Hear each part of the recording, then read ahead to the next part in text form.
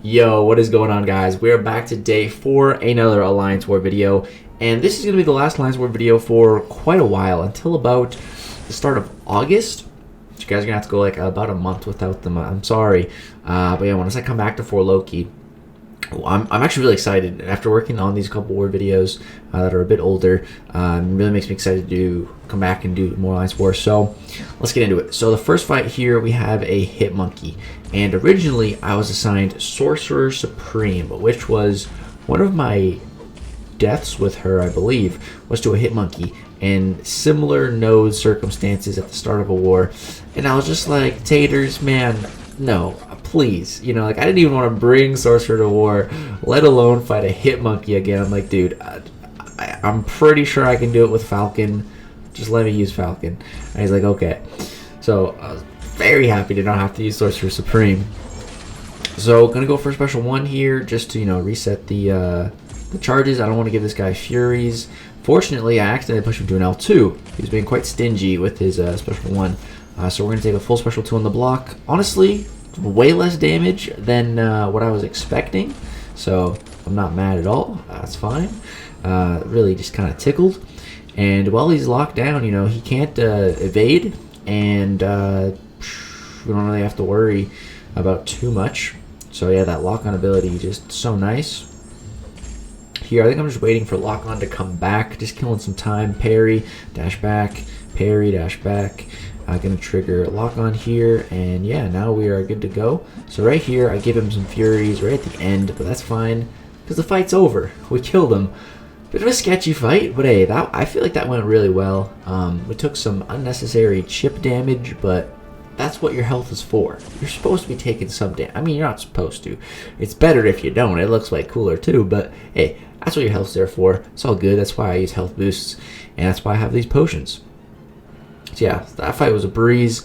Not a breeze. That fight went really well. That's what I was worried about. This next fight is an absolute breeze. After I got through that first fight, I'm like, all right, thing with Falcon, like this is nothing. This is literally nothing. This fight will be so easy. I'm not worried at all. So get in here, get locked down, knock him down with a heavy attack, just so I don't give him the Furies. And yeah, I'm just going to keep on recycling my special 1s, because I don't want him to get too many Furies, because then, the block damage could get kind of out of hand. And I don't need to block, but, you take a blocked hit here or there. It's, it's not super easy to not take a single blocked hit throughout a fight. So, yeah, just waiting for lock-on to come off cooldown now. Going to hit him 1 time just to reset the, not Bane, what is this one called? I can't remember the name off the top of my head. I know what it's called. It's just escaping me for the moment.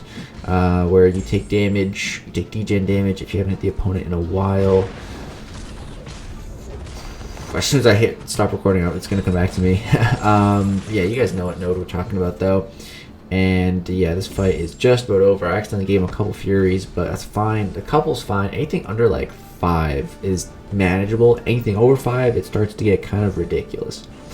So, so far we've been doing a pretty good job. Now, here is where things are going to start to take a turn. So we have a Mojo, a rank 3, big beefy Mojo. I still remember the first time I took this fight. I remember I was working out in my basement, and I was like, yo, taters, like, I'm pretty sure Torch could take Mojo there. And he let me try, and it went so well. And ever since that day, that was so long ago now. That was way last year. I began to sign these Mojos, these types of placements. It's fine. Like it's very easy. Just to play it safe, I just take off Dex. If I take off Dex, I know that I'm going to solo it. I could probably solo it without Dex, but I know if I take it off, like it's going to be fine. Like there's nothing to worry about. So I just do that, take it off, and we're going to jump in here. And I'm going to be, am I using my pre-fight? No, I'm pretty sure I'm saving it. Yeah, I'm saving it for later. So jump into this fight, and standard Mojo fight. When it's not the boss, I don't really worry too much about the prompts. I only really care about that when I'm fighting the boss, because the boss has like over like 500k health or something stupid. This guy, not even 300,000. By the time he completes all of them, he's gonna be dead, or like he's like on the brink of death. He's on death's door by then. So yeah, you can see, like, dude, we're not even 30 seconds in. He's almost melted half his health gone already. Like, it's going so quick. Now we're getting Nova Flames popping off. Boom, we re-trigger Flame on. Here, I'm just like, you know what? let's just go for it. You know, he has a lot of health left. He had like a third of his life left, and he's already at now 3, but I decided to go for it, and it worked. He could have thrown that special 3. He had like a second to throw it before he died, but he didn't. So we're okay. But now here's where things go wrong. As you saw, I took off Dex. Now you'd probably make the logical conclusion that after the fight ended and I hit stop recording, I put Dex back on. That is the logical conclusion, but I'm stupid and I forgot, and I didn't put dexterity on. So, and this was the fight that I was actually extremely worried about. When I first saw this, I'm like, dude, am I gonna be able to take this with Torch? Like, there's Footloose, like, I didn't know. And then I went in and I realized as soon as I went, I'm like, oh, no, I have Dex off. Oh no, like his special 1 is gonna be unblockable. Like, what? I'm screwed, dude. He's gonna have prowess on his special 1. I'm like, no. Okay, he's not allowed to throw a special 1. I'm like, all right, I just cannot let him throw a special 1. So my goal is to push him to only special 2s and create enough spacing so that, you know, I can just outrange them so I don't have to actually dex them. So that's what I'm trying to do. Yeah, he's getting power when striking my block. Here he's at a special 1. You know, I don't want him to throw it. Parry and push him to special 2. Again, gonna try to outrange. Right there. I dexed, but since I didn't have dex, he actually hit me. If I had dex there, I would have dashed back and not gone hit. But I literally got hit by his combo because I wasn't able to dex out of it because all of his attacks are psychic based. But he still dies and we survive. But oh my god, dude, I thought I was gonna get my second death of the season there. That was really close. We took that combo because we didn't have dex. And yeah, here you can see, put it back on. I always do that, man. I always do that. Now we move into section 2 on my actual path here. We have a stealth Spider-Man. This guy has a interesting name, I'll say. I'm not going to say it out loud. But yeah, here, this is the fight that I was bringing Sorcerer for mainly. And I've done this fight, so I've died in this fight once. I finished it with 100% health like 10 other times, but yeah, I have died to it once. But I know what I did wrong there, and I'm just not going to make the same mistake again. If I use a Power Start 1, pretty much avoid that mistake that I made before, which was he evaded, and then just one combo killed me. And yeah, I pretty much start the fight with 1 bar of power, and then I use a pre-fight to start in Icon's Blessing, I think, which is the one I'm in right now, the purple power gain icon. And I start the fight, throw the special, and boom, he's slowed.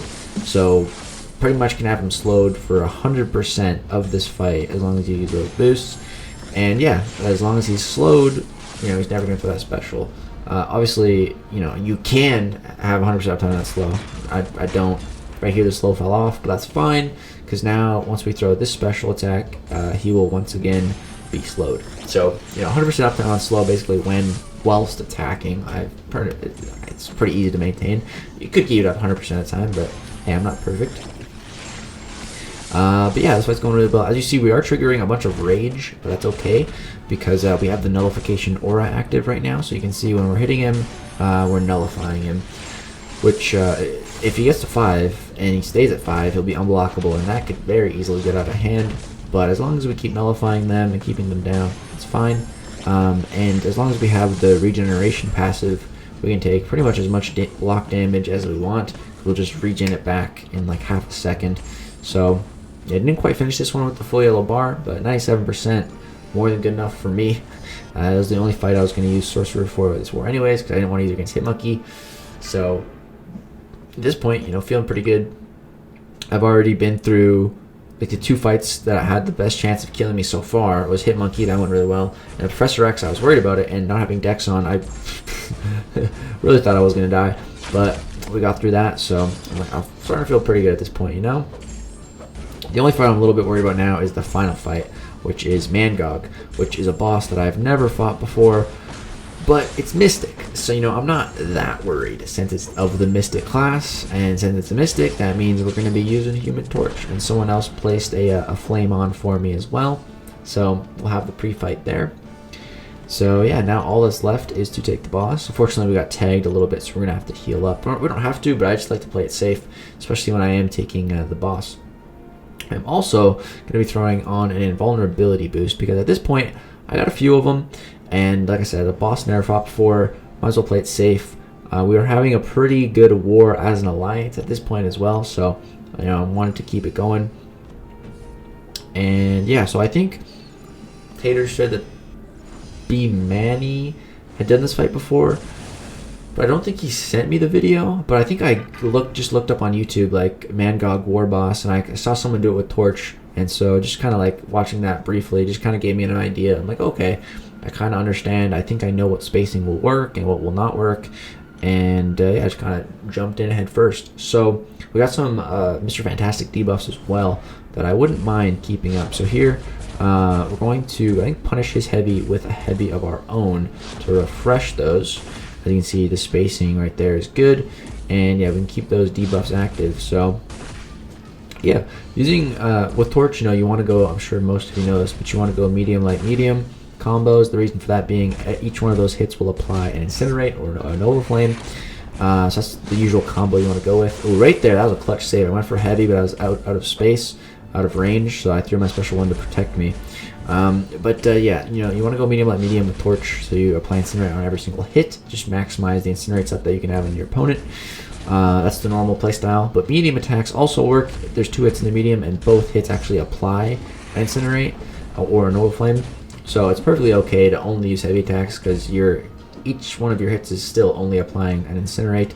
It is a bit slower because it's 2 instead of 3. At this point, he goes unblockable, but I blocked it. So yeah, not sure what happened there, but glad that's what happened. And then he's also unstoppable, but I think once you hit him, the unstoppable goes away, which is what I did on purpose. And at this point, we're okay. It was kind of scary for a moment there, but now we're kind of back on track. We are a little bit pinned, but that's okay. I'm just going to keep on blocking these L1s. They're not doing much damage. Right out of the tail end there. Kind of like reminds me of Dragon Man's special one, actually. Yeah, everything's going pretty good here. I accidentally pushed him to an L2. That's okay, though. Should be able to just take it on the block. Yeah, it does a little bit of chip damage, but we're fine. We still got 50% of our health to work with. Go for a 5 combo there just to get a little bit of extra adrenaline healing. Ooh, hit a beautiful intercept right there. Wow.